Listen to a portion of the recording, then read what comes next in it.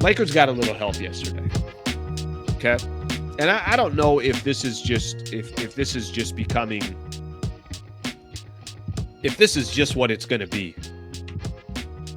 Lakers got 21 losses. They're 38-21. Get a win tonight.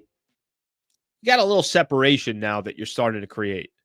Memphis has lost 3 in a row. They're 3-7 in their last 10. They got 23 losses. So all of a sudden, Memphis, who was just chilling at the number 2 spot, now all of a sudden Memphis is kind of fighting and clawing to stay in that top 5, I guess you want to call it. Not top 5, top 4, you want to call it.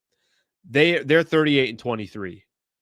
Houston loses again yesterday. They're 37-24. They've lost 2 in a row. They're 5-5 in their last 10. Lakers now all of a sudden in the loss column have a 2-game cushion on Memphis and a 3-game cushion on the Houston Rockets. Do you know why this means something to me? It has less to do with Houston and Memphis. It has more to do with, do you guys see what's starting to kind of shake up here?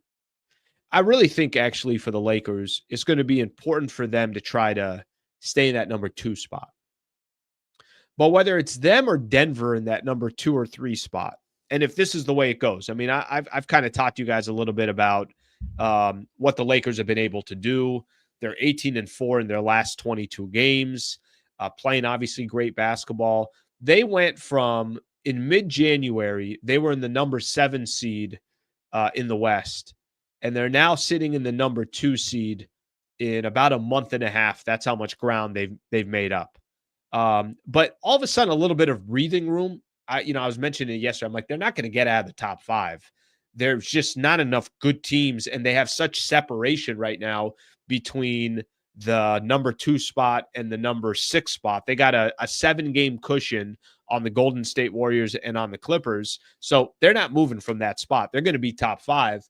But with that in mind, the more you're starting to look at this, you're like, okay, whoever Lakers get in the first round, maybe it's the Clippers, maybe it's the Kings, maybe it's Minnesota, maybe it's Dallas. I mean, we'll see what happens to Dallas now.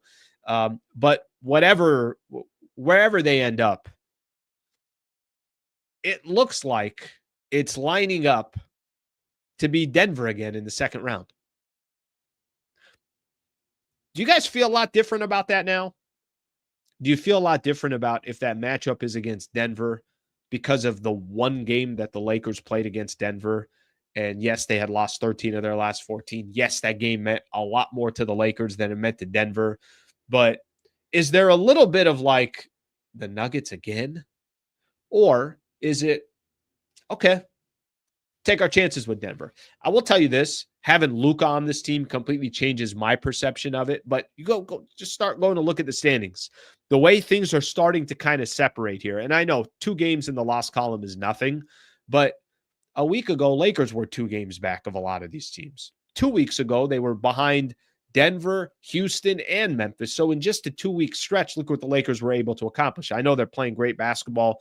They're winning, and you got some other teams that are taking L's. But with that in mind, Lakers, Denver again. I do like this. I do like the expectations now for the Lakers. Now they're expected to go win at least a round. And then if it's Denver and you had this battle in the second round against Denver and it went 7 games or whatever the case is, I'm just making it up, and you lost to Denver, I don't think people are going to say, oh my gosh, this was the worst season ever. But there's also going to be expectations now. It's like, no. You got Luka, you got LeBron, you beat them before. Still play them 2 more times before the season ends. But I thought that was kind of fascinating to look at. You're looking at this Lakers team, and all of a sudden you're looking at, wait a minute, are they going to match up against Denver again? I'll look at some of the comments here. Denver losing KCP was huge. They don't have depth, I'll tell you that. Luka is a Denver killer. You're not wrong in that regard. I will tell you, Luka's got he's got some teams like the Clippers, like Denver, that he plays really, really good against. So I think there's just going to naturally be a perception of, well, whatever that looked like before, it's not going to look like that again. Lakers can beat Denver in a series. Nuggets defense isn't good. If we have home court versus Denver, we're winning in 6. I have more confidence in Lakers executing down the stretch and improved team defense that hurt us against the Nuggets before. Another one here from ZJ talking about home court, if Lakers have home court. Luka changes the calculus of a matchup. Not yet. Need to see other games against Denver. But isn't that just kind of funny? It's like, is this lining up again? You're going to face them 3 years in a row. I guess we face them in the first round. We face them in the Western Conference Finals. I guess the only thing left is to face them in the second round. And then, OKC is like, perfect. You guys go fight that one out, and then we'll just take the winner of whoever comes out of that series. Payback. Slee, you need some luck to go your way and have the right matchups to win a chip. Look at the luck the Celtics had last year in the playoffs. And Boston was really good. And I do agree. You need health. You need luck from a health perspective. Yes, you might get some matchups that go your way, favorable matchups, whatever the case is. Sure, you need a lot of things to go your way. But if you are going to actually win an NBA championship, you also got to be really good. And Boston was really good. Really, really good. All right. Let's look at a couple more of these. I fear Denver. We have size issues. You know what has been, I was listening to Brian Windhorst, and Windhorst was talking about something in regards to, he's like, they shouldn't be able to do what they're doing, but it's sustainable. He kept saying, he's like, they shouldn't be able to do what they're doing,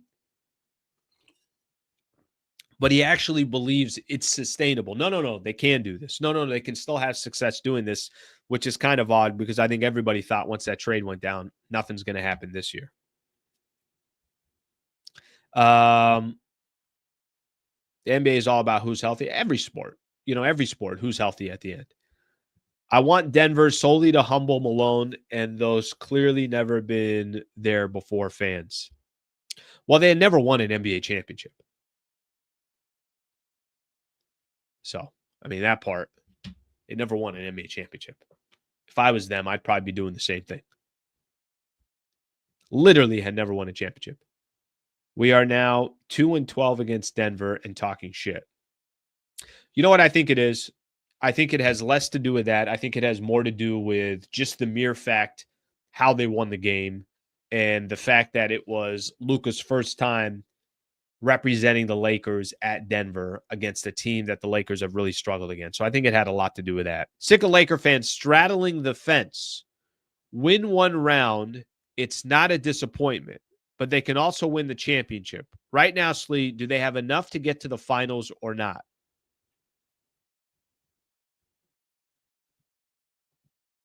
Number 2 in the West, 18-4 in their last 22 games. Wins against Boston, New York, Denver. Yeah, I think they have enough to get to the finals. And they have enough to get to the finals because, and I'm really not blowing smoke up anybody's.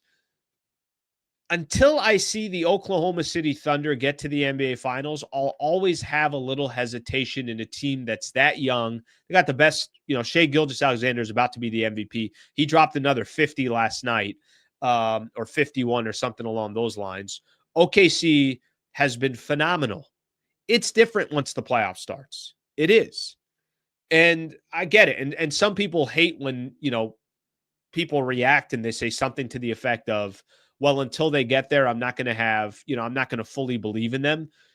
Well, what do you want me to tell you? I mean, I think that even when the Lakers had Anthony Davis, there were conversations about, okay, well, OKC, because of their lack of experience, I think can be exposed in a 7-game set. And I could be completely wrong. And OKC could just blow through everybody in the Western Conference and we could all look like idiots.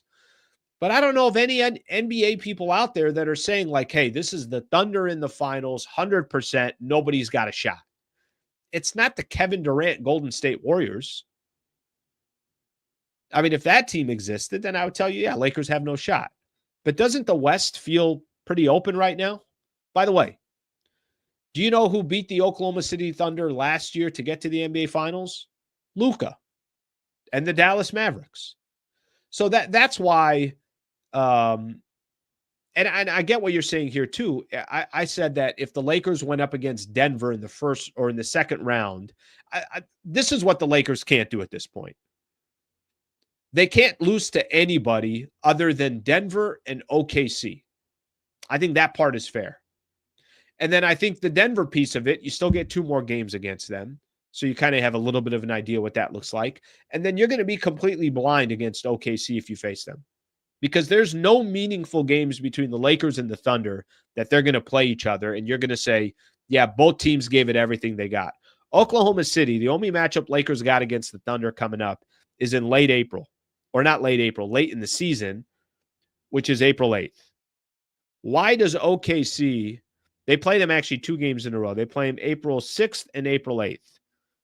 They got a 10-game, 11-game cushion in the Western Conference. If they don't want to play in those games, they don't have to play. They don't want to show their cards in any situation. They don't have to show their cards. So they're really not going to have any meaningful games against Oklahoma City. There's only a couple teams out there that you can genuinely look at. The same reason why OKC doesn't get enough respect is the same reason why Denver gets too much respect. Denver gets too much respect, but they won an NBA championship and they have Nikola Jokic and Jamal Murray and Aaron Gordon and Michael Porter Jr. They still have a lot of those same pieces that were there, the key pieces. Did they lose a lot of their depth? Absolutely they did.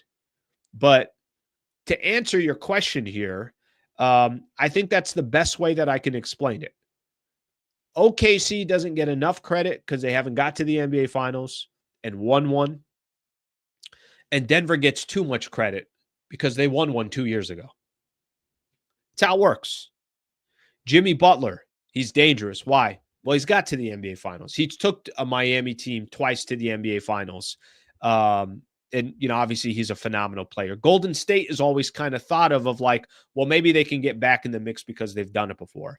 Why are the Lakers could potentially be considered so dangerous in the playoffs? Because they got LeBron and they got Luka, guys that have got there before. And LeBron, I don't need to explain to you his resume. It's a good comment. I like it, John. All right, if you enjoyed this clip and you want more, just subscribe to the channel. Monday through Friday, 8 a.m. to 9 a.m. is the Sliwa Show. And then after every Lakers game, post-game show right here.